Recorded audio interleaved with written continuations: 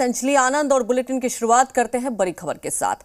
केंद्रीय गृह मंत्री अमित शाह नवादा में बिहार सरकार के खिलाफ हुंकार भरी। शाह ने बिहार में हुए हिंसक झड़प के बहाने नीतीश सरकार को ललकारा तो वहीं उपद्रवियों को अमित शाह ने चुनौती दी। उन्होंने लोगों से कहा कि 40 में से 40 सीटें दीजिए, फिर बिहार में दंगा करने वालों को उल्टा लटकाकर सीधा कर देंगे।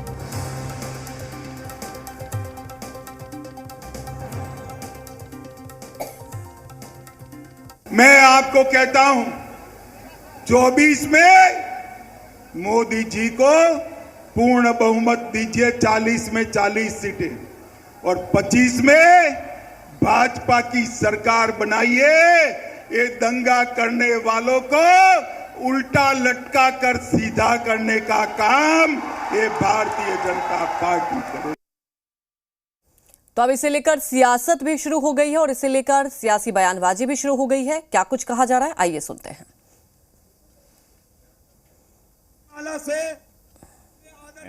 कि किसी धर्म विशेष के लोगों को प्रोत्साहित करना, उसका तुष्टीकरण करना, और इससे वातावरण समाज में खराब हो रहा है, विषाक्त हो रहा है। ऐसी परिस्थिति में जिस तरह से अनाप शनाप ये बयान दे रहे हैं, ये सम्मानजनक नहीं है। और दंगा कौन कराता है, ये किसी से समाज में छिपी हुई नहीं है। और भारतवर्ष को वो हिंदू राष्ट्र के रूप में तब्दील करना चाहते हैं, जो संभव नहीं है। हमारे देश की ये गरिमा रही है कि हम हिंदू, मुस्लिम, सिख, ईसाई आपस में मिल करके सद्भाव से रहते रहे हैं। हमारी जो परंपरा रही है देश की, उसको ये खंडित करना चाहते हैं। अगर तुम्हारे कलेजे में दम है, तुम बताओ नाम, कौन वो लोग हैं जो मारे गए सासाराम में, उनका नाम, मोबाइल नंबर, उनकी पूरी सूची सार्वजनिक करो, नहीं तो बिहार की जनता से माफी मांगो। ये राजनीति के कायर लोग आम लोगों को उन्माद की भेंट चढ़ाकर के उनके लाश पर राजनीति करना चाहते हो। लाश पर राजनीति करने का कुसंस्कार इनका है। हमारा संस्कार है सद्भाव पर राजनीति करने का। इसलिए अमित शाह नाम बताओ। अमित शाह जी, उन दंगाइयों को आप उल्टा करके लटकाएंगे जिन्होंने मस्जिद पे जाके हमला करने का काम किया? क्या उन दंगाइयों को आप उल्टा लटकाएंगे जहां पे गरीब जो मुस्लिम समाज के लोग थे, उनके घरों को, झोपड़ियों को और ठेला को, गाड़ी को जलाने का काम किया? तो ये लोग देश में तलवार बांट करके, खास करके बिहार में जब से सरकार गई है, ये मौका खोज रहे थे। और रामनवमी जो पवित्र पर्व है, जहां पर लोग शांति, भाईचारा, प्रेम, मोहब्बत, लोग एक दूसरे से मिलते हैं और अपने लिए एक प्रार्थना करते हैं, इस पर्व को भी इन्होंने नफरत के रूप में इस्तेमाल करने का काम किया है। जदयू के प्रवक्ता को पता नहीं है कि किस चीज पर कब बयान देना है। उनको ये भी नहीं मालूम कि उनके राज्य में उनके गृह मंत्री, उनके मुख्यमंत्री की सरकार में क्या क्या हो रहा है। और माननीय गृह मंत्री जी अमित शाह जी ने स्पष्ट कहा है कि इस राज्य की जो स्थिति बनी हुई है, निश्चित रूप से इसको कड़ाई से निपटा जाएगा। और जो भी दंगाई हैं, जो रामनवमी के दौरान लगातार ईंटा और पत्थर भेजने हैं और सरकार मौन रूप से बैठी रहती है, वैसे लोगों को निश्चित रूप से उल्टा लटकाकर सीधा किया जाए। जो अपराधी लोग हैं, उपद्रवी तत्व के लोग हैं, दंगाई हैं, उनमें शासन प्रशासन का कोई भय ही नहीं है। ऐसा लगता है आदरणीय नीतीश कुमार जी जो कहते हैं करप्शन, क्राइम और कम्युनिज्म पे जीरो टॉलरेंस की नीति रखते हैं, वह पूरी तरह जो है खत्म हो चुका है। मुझे लगता है कि निश्चित रूप से केंद्र सरकार को और आदरणीय गृह मंत्री जी को बिहार की जो कानून व्यवस्था है उसको संज्ञान में लें और जो भी उचित कार्रवाई हो सकती है वह उचित कार्रवाई करने का काम करें। माननीय अमित शाह जी ने वो काम किया है जो राज्य की सरकार को करना चाहिए और दंगाइयों को सख्त निर्देश देना चाहिए, लेकिन केंद्रीय गृह मंत्री जी ने आकर सीधे तौर पर दंगाइयों को चेतावनी दिया है, चिताया भी है। वहीं पर दूसरी तरफ माननीय मुख्यमंत्री जी जो सुशासन के लिए जाने जाते हैं, जिनके अंतर्राष्ट्रीय और राष्ट्रीय पहचान कानून व्यवस्था को दुरुस्त करने की है, वो सीधा एक्शन लेने की जरूरत है उनको। और दूसरे अधिकारी जिनके कार्यकाल में ये कार्रवाई हुई है, उनके ऊपर भी एक्शन लेने की जरूरत है। हालांकि मुख्यमंत्री जी ने बैठक की है, लेकिन वो ये बैठक का एक्शन कब सामने आता है, रिजल्ट भी कब सामने आता है, ये देखने वाली बात होगी। देखिए, सबसे बड़ी विडंबना यही हो जाती है कि एक दूसरे पर आरोप लगा रहे हैं। आपको सारे रिएक्शन हमने सुनाए पहले कि देखिए अलग अलग रिएक्शन आ रहे हैं, वो उसे जिम्मेदार बता रहे हैं, वो उसे जिम्मेदार बता रहे हैं, लेकिन बड़ा सवाल आखिर कौन है जिम्मेदार। तमाम जानकारी के साथ पटना से रेजिडेंट एडिटर स्वप्निल सोनल भी हमारे साथ लाइव जुड़ चुके हैं। स्वप्निल जी, सबसे बड़ी बात यह है कि अमित शाह ने सीधे तौर पर हुंकार भर दी कि उल्टा लटका देंगे। अब बड़ा सवाल यह है कि आखिर जो जल रहा है बिहार, उसके लिए जिम्मेदार कौन और इसके क्या मायने समझे, क्योंकि चुनाव भी नजदीक है। बिल्कुल अंजलि, देखिए बिहार की जो स्थिति है वो पुलिस के मुताबिक कंट्रोल में है। पुलिस लगातार कह रही है कि तमाम जगह कंट्रोल कर लिया गया है, लेकिन छोटी छोटी घटनाएं असामाजिक तत्व अंजाम दे देते हैं। देर रात एक घटना सासाराम में भी हो गई। हालांकि मैंने खुद भी एडीजी हेडक्वार्टर से बात की है, उन्होंने कहा है कि बहुत लो इंटेंसिटी का पटाखे की तरह कुछ एक्सप्लोसिव था जिसका इस्तेमाल किसी दीवार पे किया गया है। वहाँ फॉरेंसिक टीम पहुँच गई है, ये एडीजी हेडक्वार्टर ने कंफर्म किया है।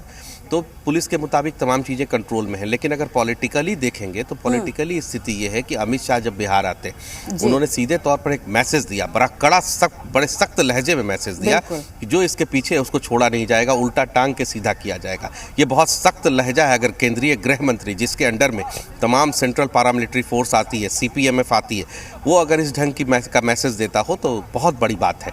दूसरी बात है कि इस बयान के बाद बिहार की राजनीति पूरे सबाब पर चली गई, पूरे तौर पर गर्म हो गई बिहार की राजनीति। सत्ता पक्ष जो बिहार में है, महागठबंधन, उसके तरफ से तमाम बयान आ गए कि अमित शाह चुनावी बयान दे रहे हैं, एक तरह से प्रवोक कर रहे हैं लोगों को, तमाम तरह के बयान आ गए। लेकिन कहीं ना कहीं बयान को समझना पड़ेगा, बयान को एनालाइज करना पड़ेगा। और इसका एनालिसिस मेरे हिसाब से ये होगा कि अमित शाह इस बात को समझते थे कि बिहार जो है वो बेहद महत्वपूर्ण है लोकसभा चुनाव के लिए, बिहार बेहद महत्वपूर्ण है राज्य के चुनाव के लिए, और बिहार बेहद महत्वपूर्ण है राष्ट्रीय स्तर पर। बिहार की पहचान राष्ट्रीय स्तर पर बेहद महत्वपूर्ण रही है। तो बिहार को स्टेबल रखा जाए, और स्टेबल रखने के लिए देखिए कोई दूसरा मंत्री ऐसा बयान देता, कोई दूसरे विभाग का मंत्री ऐसा बयान देता तो वो बयान इतना मायने और महत्वपूर्ण नहीं होता। ये गृह मंत्री का बयान है जिसके अंडर में पूरे देश की कानून व्यवस्था एक तरह से उसको नियंत्रित करने की जिम्मेदारी होती है, उसका बयान आता है। तो उसके बयान के बाद त्वरित तौर पे बिहार में देखिए मुख्यमंत्री नीतीश कुमार बैठक करते हैं, हाई लेवल बैठक करते हैं, DGP, chief secretary, home secretary, तमाम लोग उस बैठक में मौजूद होते हैं। उसके बाद एक प्रेस ब्रीफिंग होती है जिसको कल हम लोगों ने दिखाया था, आज भी हम दिखा रहे हैं अपने दर्शकों को।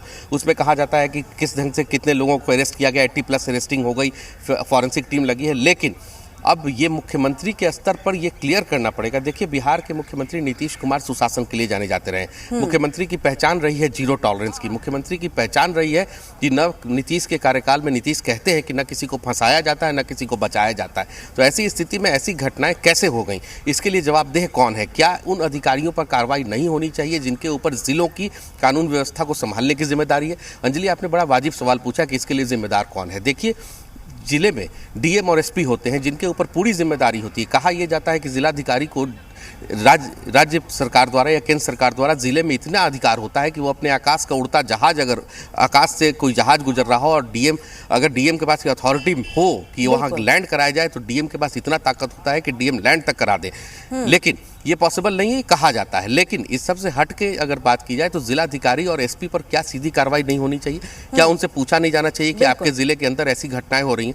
मुख्यमंत्री के गृह जिले में ऐसी घटना होती है जहां पर मुख्यमंत्री सीधे तौर पर मुख्यमंत्री आते हैं, वहां के जिलाधिकारी से ये पूछा नहीं जाना चाहिए, वहां के एसपी पर फौरी कार्रवाई नहीं होनी चाहिए। हालांकि डीजीपी ने तमाम इलाकों का मुआयना किया है, डीजीपी खुद पहुंचे, तमाम दोनों जिलों में पहुंचे, दोनों जिलों को देख भी रहे हैं। पुलिस हेडक्वार्टर एडीजी रैंक के अधिकारी को लगा रखा है जो मॉनिटरिंग हो रही है। लेकिन कहीं ना कहीं इस बात को देखना पड़ेगा, और मुख्यमंत्री ने जो कल बैठक की है वो भी बेहद महत्वपूर्ण है। उसके बाद चीज़ें किस तौर पर कंट्रोल होती हैं ये भी देखना है। लेकिन फिर से इस बात को मैं कोट कर रहा हूँ कि पुलिस मुख्यालय का सीधे तौर पर कहना है कि बड़े पैमाने पर सेंट्रल एजेंसीज काम कर रही हैं, बड़े पैमाने पर राज्य एजेंसीज काम कर रही हैं। स्टेट पुलिस का डिप्लॉयमेंट कर दिया गया है, सेंट्रल पुलिस का डिप्लॉयमेंट कर दिया गया है। स्वप्निल जी, जैसा कि बहुत महत्वपूर्ण बात आपने कही कि अगर प्रशासन चाहे ना तो हो ही नहीं सकता है, और ये बिल्कुल सच है, इसमें कोई दो राय नहीं।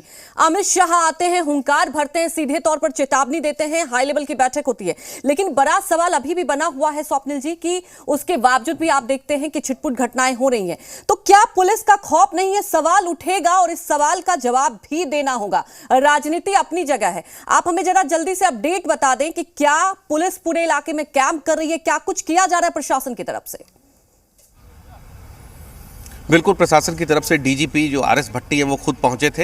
हाँ। आरएस भट्टी ने खुद मुआयना किया है। एडीजी रैंक के दो अधिकारी को सीधे तौर पर डिप्यूट किया गया है। सेंट्रल पैरामिलिट्री फोर्स की कुछ कंपनियां वहां दोनों जिलों में लगा दी गई हैं। स्टेट आरएएफ की टुकड़ी लगा दी गई है। डीएमएसपी लगातार मॉनिटरिंग कर रहे हैं। पुलिस हेडक्वार्टर से और होम सेक्रेटरी लगातार चीजों को लेकर हर घंटे अपडेट कर रहे हैं और वीडियो कॉन्फ्रेंसिंग के जरिए तमाम जिलाधिकारी और एसपी को मॉनिटर किया जा रहा है और दिशा निर्देश दिया जा रहा है। अभी फिलहाल शांति है। पुलिस बड़े पैमाने पर दोनों जिलों में तैनात है। लगातार मॉनिटरिंग हो रही है। यही अभी प्रेजेंट सिचुएशन है। बिल्कुल मॉनिटरिंग हो रही है और हम भी यही लोगों से कहेंगे कि आप किसी के बहकावे में ना आए, क्योंकि कई बार आपको बहकाया जाता है। फिलहाल हमारे साथ जुड़ने के लिए आपका शुक्रिया।